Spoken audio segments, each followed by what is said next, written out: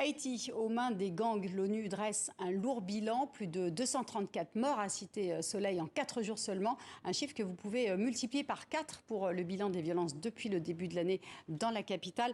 Ornella Bracheski, bonjour. Bonjour. La violence, elle est plus forte encore, vous direz, vous aussi, vous qui connaissez le terrain? Vraiment, depuis le début de l'année, là, c'est vraiment catastrophique. Il y a énormément de violence et surtout dans des quartiers très populaires, puisqu'au début de l'année, il y a eu une guerre des gangs dans le quartier de Croix-des-Bouquets et Croix-des-Missions. Et là, maintenant, c'est dans Cité Soleil. Cité Soleil, c'est une zone très, très fragile avec énormément de gens dans les difficultés, très pauvres. Comment vous expliquez qu'il y a une recrudescence de cette violence? Elle était déjà assez élevée. Alors, dans Port-au-Prince, oui, il y avait déjà beaucoup de violence. Il y a eu plusieurs massacres, même quand il y avait le président Jovenel Moïse, qui malheureusement a été assassiné il y a à peu près 1 an. Et on voit bien que depuis, malheureusement, rien ne s'est arrangé. Et c'est vraiment dommage.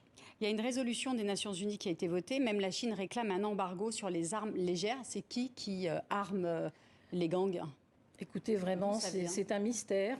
Mais de toute façon, ce sont forcément des gens qui ont une certaine fortune, puisque pour acheter des armes lourdes et aussi des munitions et les faire venir en Haïti, il faut être organisé, il faut avoir beaucoup d'argent. Du relais, de la corruption. Donc ça relève de la corruption et puis peut-être des gens qui ont un intérêt à voir le pays se déstabiliser pour peut-être justement sur ce arriver sur le plan politique et prendre la place. Vous n'avez pas beaucoup d'aide. L'ONU s'inquiète. L'ONU dresse un état des lieux catastrophique, aggravation de la violence, impunité, corruption. Et pourtant, rien ne se passe. Vous n'avez aucune main tendue. Écoutez, non, vraiment, on se pose des questions. On se dit que tout est fait pour que le pays s'enfonce de plus en plus. Et c'est vraiment dommage parce que c'est un pays qui a énormément de ressources, ne serait-ce qu'agricoles et aussi humaines. Donc vraiment, on ne comprend pas. Et c'est vrai que surtout ces gangs sont autour du port de Port-au-Prince. Et donc ils empêchent tous les gens de passer et aussi le matériel d'arriver dans les provinces. Donc les provinces ont aussi du mal, même s'il y a un peu moins de violence, mais elles ont du mal à se déplacer, elles ont du mal à faire leur travail. Est-ce que ça bloque aussi le commerce, par exemple? Ça bloque énormément le commerce, énormément. Et quand on sait que les Haïtiens doivent se déplacer pour vendre leur production sur les marchés, ils n'arrivent même pas à le faire parce que les routes ne sont pas sûres. Comment vous expliquez que cette question haïtienne, finalement, est un peu oubliée ou intéresse si peu de personnes?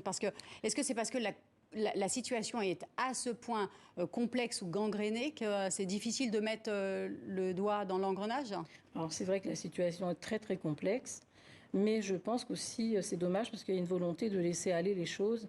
Et alors que peut-être si on organisait vraiment un dialogue entre les différentes parties de la société civile, qui elles-mêmes se sont déjà regroupées dans l'accord de Montana. Et puis il y a d'autres accords aussi. Et là, vous vous tournez vers les maires francophones.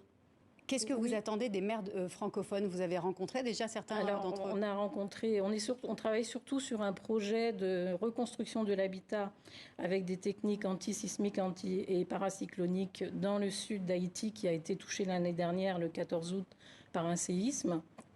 Et donc le but, c'est de reconstruire l'habitat, les écoles et de reconstruire des communautés dans le sud d'Haïti.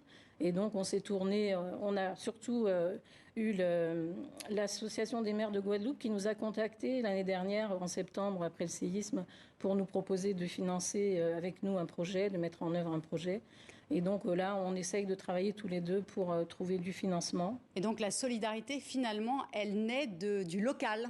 Heureusement qu'il y a la solidarité qui sauve encore quelque chose. Et puis, on est vraiment dans le partenariat avec nos partenaires haïtiens. On n'est pas dans l'assistanat. On les a aidés un petit peu, évidemment, sur l'urgence après le séisme. Mais maintenant, ce qu'on veut, c'est reconstruire, avoir des projets sur le long terme.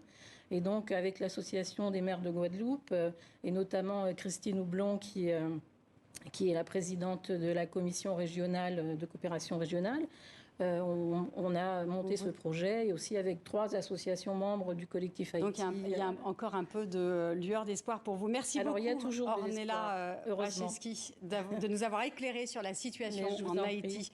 Merci.